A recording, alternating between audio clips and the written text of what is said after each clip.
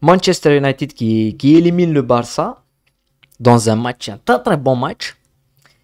Et ça fait très très mal pour quand tu es fan du Barça de te faire éliminer. Et te faire éliminer tout court, hein, pas qu'en Europa League ou en Champions League, même si le fait que je l'ai dit au match aller, le fait de voir ces deux équipes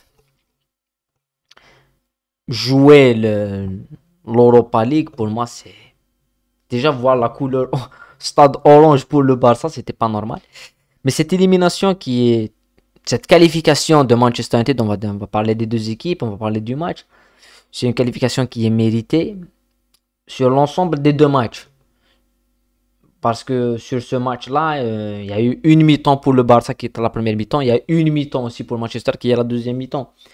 Donc Manchester mérite de se qualifier. Le Barça, il reste encore beaucoup de travail à faire pour Xavi et certainement du côté de la personnalité. Donc bienvenue une nouvelle fois, bonsoir ou bonjour, je ne sais pas à quel moment vous regardez ce débrief. Le débrief de la qualification de Manchester United et de l'élimination du Barça. Le Barça qui quitte l'Europe, voilà, éliminé de la Champions League et éliminé de l'Europa League. Au terme d'un match assez sympathique, on va pas se mentir, c'était un très bon match. On va noter le match, on va parler de Xavi, on va parler des deux équipes, on va parler de Ten Hag. Ça va être quand même un débrief assez ordinaire. Même si je suis vraiment déçu de quelques joueurs du Barça. Personnellement, quand tu es fan du Barça, c'est comme on le dit, tous les grands clubs. Si c'était l'inverse, un supporter de Manchester United, il y en a beaucoup qui nous suivent et qui m'écrivent. Donc je sais que si ce soir c'est le Barça qui se qualifie, ils seront pas contents. Mais le Barça, quand tu vois des joueurs comme Lewandowski, le match que fait Lewandowski, je pense qu'il mérite d'être remplaçant après 20 minutes. Je pense Lewandowski. Il n'a rien proposé, ni dans les duels, ni dans l'agressivité, ni dans l'aspect flair tactique. Il n'y a rien. Et quand tu vas au milieu de terrain, le match de Kessié, Sergio Roberto, à parcourir, ils font rien. Avec le ballon, il y a des joueurs, il y a des solutions, ils les voient pas. Donc c'est pas normal. C'est pas normal quand tu joues au Barça. Mais bon, la première chose, donc avant de commencer, bien sûr, n'oubliez pas de liker au maximum le débrief. Et je vous remercie pour ceux qui like le débrief. Certainement, on a atteint les 100 likes sur le match de Real Madrid.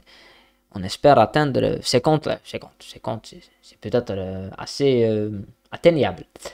Mais on commence le match avec les compositions d'équipe des deux équipes, avec la composition d'équipe de Manchester United où c'était plutôt logique, hein. On était dans une logique respectée avec Wan-Bissaka sur un côté avec Luke Shaw, avec le retour de Martinez. Et ça, c'est très intéressant. Martinez, bien sûr, la défense qui bouge pas, le milieu de terrain qui bouge pas avec un Casemiro, Fred, un milieu défensif assez impactant. On a vu Sancho et Rashford un peu plus dans l'axe et des fois il y a un échange de rôle lui avec Sancho et Bruno Fernandes qui est le joueur le plus hybride de ce système de Manchester United, qui est un joueur qui peut occuper une zone de joueurs de couloir et du demi-espace et justement être dans cette zone de créativité avec des joueurs comme Casemiro, Fred, Sancho. Il est dans son registre, même si je pense que on a plus vu un Bruno Fernandes dans l'aspect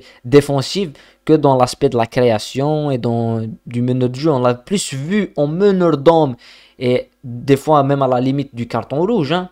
C'est vrai que dans ce genre de création, dans ce qu'on attend de Bruno Fernandes, qui est un pur joueur de ballon, et on l'a pas vu ce soir.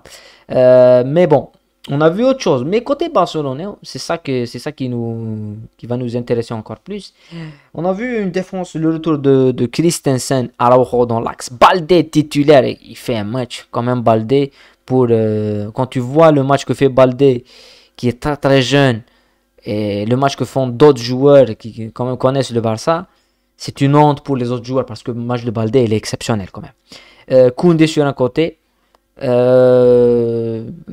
Et on a vu le milieu de terrain, Kessié, De Jong, Busquets.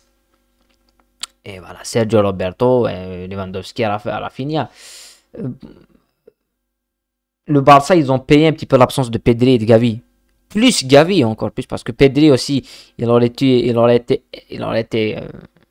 le maillon qui manquait au milieu, parce que pour, pour, pour, pour déstabiliser ce Manchester United, il y avait des espaces, il y avait une bonne création, mais tu n'avais pas de joueur qui pouvait amener cette dernière touche. Et quand tu as des joueurs comme Kessié, qui balle au pied, tu vois qu'il a des doutes. On s'attendait à voir, voilà, Kessié et Sergio Roberto, ils sont passés à côté de leur match. Voilà. Mais d'un autre côté, quand tu vois le match que fait Busquets, exceptionnel, dans l'intensité, dans le rythme, c'était le seul joueur qui défendait dans les 20 dernières minutes. Le seul joueur qui défendait, c'était Sergio Busquets. Et tu as des joueurs qui rentrent Fati, c'est du n'importe quoi. Il n'y a pas de personnalité au Barça. Il y a que, voilà, même De Jong, à un certain moment, il met le frein à main. Il suit plus les actions. Et c'est pas normal. C'est pas normal. Je pense que maintenant, il faut plus critiquer Busquets. Parce que quand Busquets ne joue pas, on l'a vu au match aller, on n'a pas vu en première mi-temps une équipe qui maîtrisait. Et là, on l'a vu. Une équipe Barça aurait pu mettre un deuxième, un troisième but en première mi-temps. Ils l'ont pas fait. Ça, c'est un problème qui est assez compliqué pour le Barça. Hein. C'est pas tuer les matchs. Et on l'a vu en Espagne, ça passe. Parce que tu joues Cadix, tu joues Villarreal, tu joues en Espagne. Ils ont la marge, on l'a dit. Maintenant, le Barça a la marge en Espagne. Mais en Europe, il leur manque une finition, il leur manque beaucoup de choses. Voilà. Mais on va se concentrer un peu plus dans le match. Il y a, côté tactique,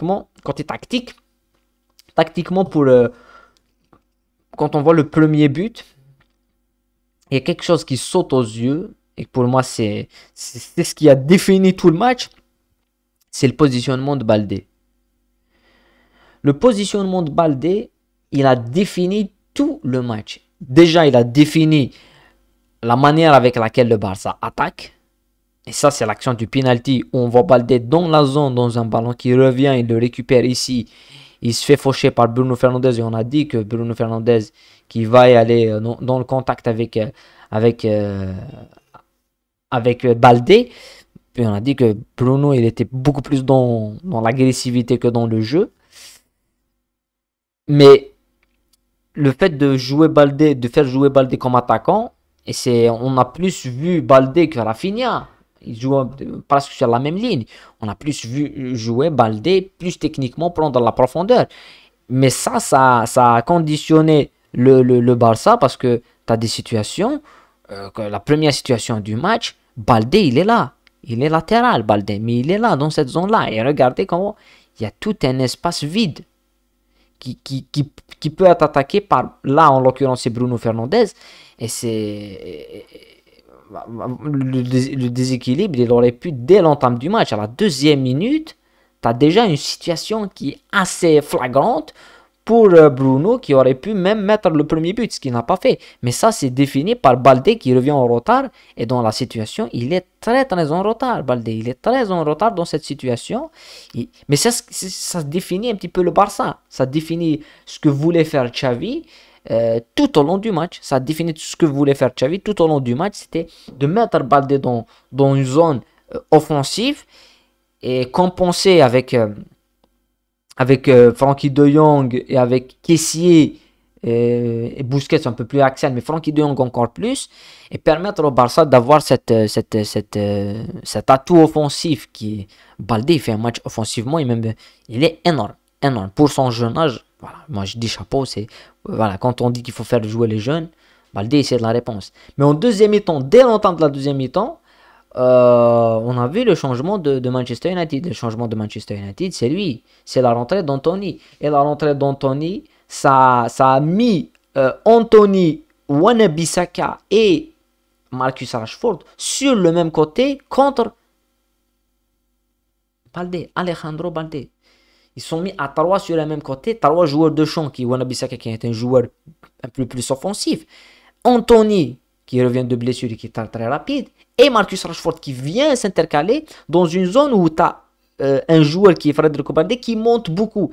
Et ça a complètement changé le match. Xavi tactiquement, on n'a pas à y remédier à ça parce que normalement, la logique, ça serait de faire rentrer peut-être un latéral beaucoup plus défensif, rentrer quelqu'un qui va permettre justement à Baldé de monter. Mais voilà, Jordi Alba, ça aurait pu faire l'affaire, mais il a tardé à faire ça. Plus des erreurs défensives de Kessié qui sont monumentales, la manière avec laquelle il défend et la manière avec laquelle il rend le ballon pour l'adversaire. Et Ten Hag, il a vu cette faille. Après, quand tu vois la deuxième mi-temps, il y a eu 2-3 situations où le Barça et Baldé avaient justement cet espace qui se créait pour le Barça, qui n'a pas été justement utilisé par le Barça, parce qu'au milieu de terrain, tu n'avais pas ce côté créatif. Tu n'avais pas un Pedri, même un De Jong qui était un peu trop loin. Donc dans l'aspect créativité, tu avais un joueur comme Kessie et comme Sergio Roberto qui sont vraiment dans un niveau, c'est médiocre. Le niveau, parce que quand on voit le match de Sergio Roberto ou de Kessie, ils ont couru, on va dire, ils ont beaucoup couru. Au Barça, il faut, avec le ballon, savoir faire des choses. Et c'est ce qu'ils font pas. Quand je vois le match de Lewandowski, moi je me demande, tu peux pas jouer que en pivot au Barça. Tu peux pas jouer qu'en pivot et attendre. Tu dois ramener quelque chose. Tu dois ramener quelque chose de plus. Voilà, dans le décrochage et c'est ce qu'on n'a pas vu. Et même, on va aller plus loin pour les remplacements. Et Xavi, tu le vois à un certain moment. Moi, je suis contre qu'on va comparer. On va comparer le Real Madrid et le Barça. On va dire, ah, le Real Madrid, j'ai vu sur Twitter. Et même, il y a des supporters du Real Madrid. C'est tout à fait logique, hein, que les supporters du Real Madrid qui vont venir voir le débrief et qui vont te dire. Ils vont rigoler sur le Barça, chambrer, ça c'est le football. Si c'était le Real Madrid qui a perdu, tu aurais les supporters du Barça qui feront ça. Moi je suis contre pour qu'on compare parce que le Barça n'a pas les mêmes atouts et, que l'équipe du Real Madrid. Et même si, voilà, jeudi prochain, il y aura un classico. Real Madrid-Barça. Après, il y aura 4 classicos. 2 en coupe, enfin 3 classicos. 2 en coupe et 1 en championnat. Imaginons que le Barça, ils battent le Real. Ils l'ont déjà fait cette saison en Supercoupe.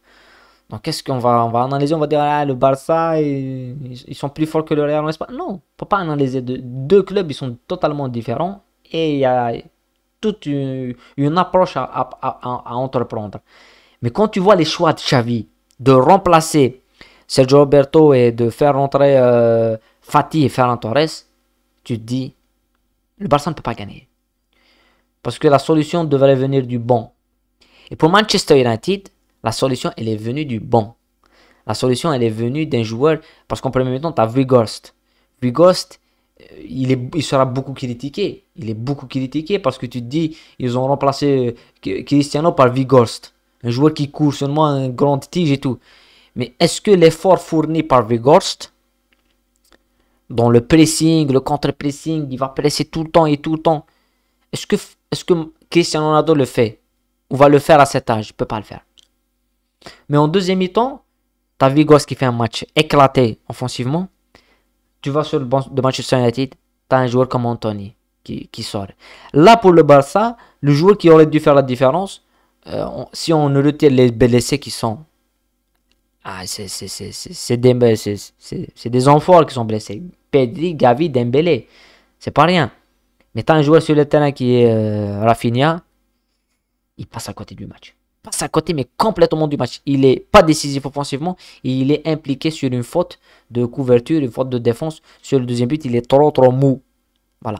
Après, pour l'arbitrage, moi je ne parle pas d'arbitrage. Je ne vais pas parler d'arbitrage parce que pour moi, le match, il s'est joué. Et Manchester a gagné. Et voilà. Il n'y a pas d'arbitrage. Ouais. Ça ne m'intéresse pas d'analyser l'arbitrage parce que justement, quand tu perds, si c'est ton équipe qui perd, l'arbitre, il est mauvais. Si c'est ton équipe qui gagne, l'arbitre il est bon. C'est tout à fait logique. Mais bon, l'arbitre, voilà, c'est autre chose. En tous les cas, le Barça qui se fait éliminer.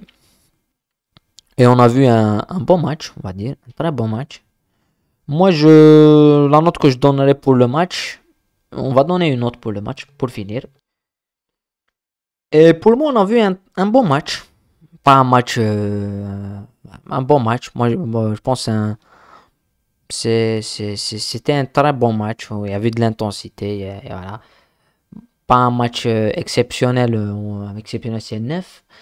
Mais un très bon match, ouais, un 7,5, 8. Enfin, je pense que ouais, on a vu un sacré bon match de football. Il manquait des buts. À un certain moment, on a vu des dérapages. Il y a eu de storytelling.